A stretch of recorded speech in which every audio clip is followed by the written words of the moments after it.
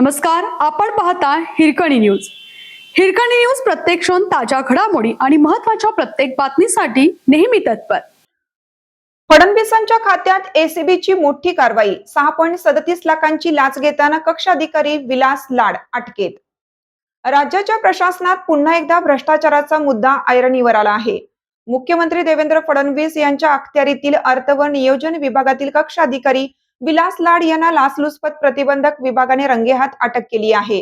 खारघर परिसरात ही कारवाई करण्यात आली असून निधी मंजुरीसाठी तब्बल 6,37,000 रुपयांची लाच घेताना त्यांना पकडण्यात आलं.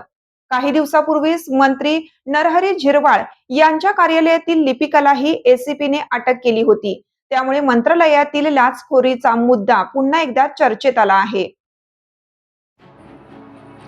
मंत्रालयात पुन्हा एसीबीची धडक कारवाई झाली आहे.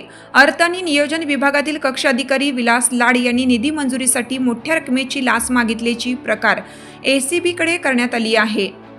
त्यानंतर एसीबीने सापळा रचत खारघर परिसरात कारवाई केली आणि 6,37,000 रुपयांची लाच स्वीकारताना लाड यांना रंगेहात अटक केली. यापूर्वीही मंत्री नरहरी झिरवाळ यांच्या कार्यालयातील कर्मचाऱ्याला लाच घेताना अटक करण्यात आली होती.